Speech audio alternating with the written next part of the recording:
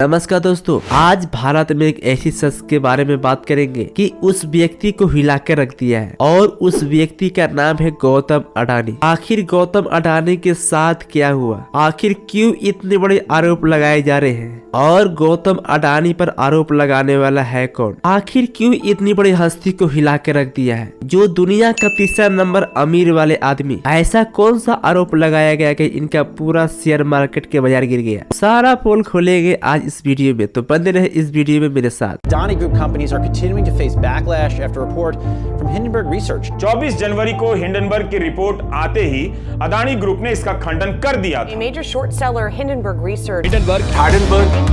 Hindenburg research की एक report में आज अडानी ग्रुप के शेयरों में भारी गिरावट देखने को मिली। हिंडनबर्ग नाम का एक तूफान आता है और गौतम अडानी को पूरा का पूरा साम्राज्य को हिलाकर चला जाता है। भारत से लेकर पूरा दुनिया में इस वक्त सिर्फ और सिर्फ अडानी की चर्चा हो रही है दोस्तों। अभी से देखा जाए तो गौतम अडानी सबसे बड़े अमीर आदमी तीसरे नंबर पे आते थे, लेकिन वही हटकर तीसरे नंबर पे सीधे 10वें नंबर पे आ चुके हैं। पिछले हफ्ते हिंडनबर्ग रिसर्च नाम का एक अमेरिका कंपनी ने एक रिपोर्ट निकाला। बहुत भारी आरोप लगाए गए इंडिया के सबसे अमीर आदमी गौतम अडानी के ऊपर। दोस्तों, ये रिपोर्ट 3 दिन के अंदर आते आते गौतम अडानी को $65 मिलियन का नुकसान हो चुका है। अगर देखा जाए तो कितनी बड़ी रकम है ये सोचने वाली बात। अडानी कंपनी को लेकर आप लोग सोच रहे होंगे कि आखिर इस रिपोर्ट के अंदर है क्या जो पूरी तरह अडानी को हिला कर रख दिया है। लेकिन इससे भी ज्यादा दिलचस्पी की बात है कि हिंडनबर्ग को इतना भरोसा है अपने ये रिपोर्ट पर कि खुलेआम चैलेंज किया है गौतम अडानी को।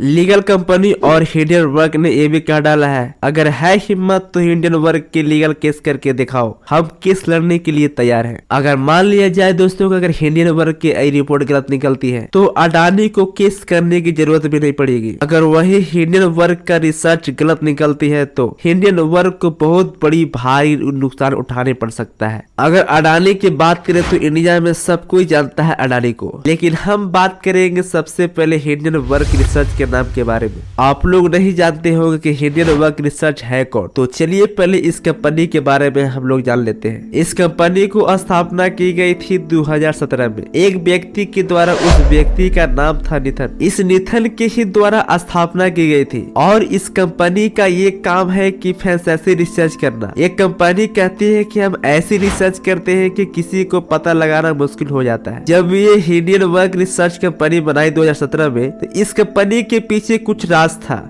हिंडनबर्ग जो नाम है वो एयरशिप का नाम है। बड़े पुराने जमाने की बात है, एक बड़ा सा हवाई जहाज होता था हिंडनबर्ग के नाम से। और जो हम बात कर रहे हैं एरोप्लेन के बारे में, तो ये एरोप्लेन नहीं था, ये एक एयरशिप था। लेकिन आज के जमाने में एयरशिप कम देखने को मिलती है। लेकिन एक दिन हुआ ये कि ये एयरशिप की दुर्घटना हो जाती है और यही एयरशिप में 50 लोगों की मौत हो गई और इसी एयरशिप का नाम था हिंडनबर्ग। और इसी एयरशिप के नाम से हिंडनबर्ग के नाम से एक कंपनी चलती है और ये कंपनी अमेरिका में है। इस हिंडनबर्ग रिसर्च का कहना है कि हम रिसर्च करते हैं दुनिया के भलाई के लिए, कि दुनिया भर में ऐसी स्टॉक मार्केट में ठगी लोग देखने के लिए न मिले। और ऐसा इसलिए कि अडानी की शॉर्ट सेलिंग की है। आखिर शॉर्ट सेलिंग होती क्या है, तो आइए समझते हैं कि शॉर्ट सेलिंग होती क्या है। तो चलिए पता करते हैं कि आखिर शॉर्ट सेलिंग होती क्या है। आमतौर पर आप पैसा लगाते हो स्टॉक मार्केट में उस उम्मीद से कि ये स्टॉक ऊपर जाएगा, तब जाके आपको मुनाफा मिलेगा, तब जाके आपको प्रॉफिट होती है। और दूसरा होता है शॉर्ट सेलिंग। शॉर्ट सेलिंग में आप पैसा लगाते हो इस उम्मीद से कि ये ग्राफ नीचे जाएगी, तब जाके आपको मुनाफा होती है, तब जाके आपको प्रॉफिट होती है। लेकिन आप समझ गए होंगे कि शॉर्ट सेलिंग करना भी एक पैसा कमाने की जरिया है। शॉर्ट सेलिंग से आप पैसा भी कमा सकते हैं, लेकिन हिंडनबर्ग मना भी नहीं करता है। और हिंडनबर्ग की कंपनी कहती है कि पहले हम रिसर्च करेंगे। हिंडनबर्ग रिसर्च का कहना है उस फ्रॉड को भी पकड़ेंगे और हम दाव भी लगाएंगे कि इस कंपनी की स्टॉक भी नीचे गिरेगा और इस फ्रॉड के चलते हम खुद भी पैसा कमाएंगे। लेकिन ये काम बड़ा रिस्की है। आपने ये समझ लिया होगा कि शॉर्ट सेलिंग क्या होता है। अब आइए दोस्तों बताते हैं कि अडानी के ऊपर क्या आरोप लगाए गए हैं। अडानी के अंदर कई तरीके की कंपनियां हैं, बहुत बड़े सर्किट में फैली हुई है, जैसे कि Adani green energy, Adani enterprises, Adani total gas, Adani power plant, न जाने कितने तरीके की कंपनियां हैं इनके पास। अडानी की कंपनी इतनी ग्रो हुई 3 से 4 सालों में। अडानी दुनिया के तीसरे नंबर का रिचेस्ट आदमी बन गए। 26 जनवरी को अडानी के जो हेड लीगल मैनेजर हैं वो धमकी देते हैं हिंडनबर्ग पर हम एक्शन लेंगे। रिस्पॉन्स में जवाब ये आता है कि हिंडनबर्ग ने कहा कि जो एक्शन लेना है ले,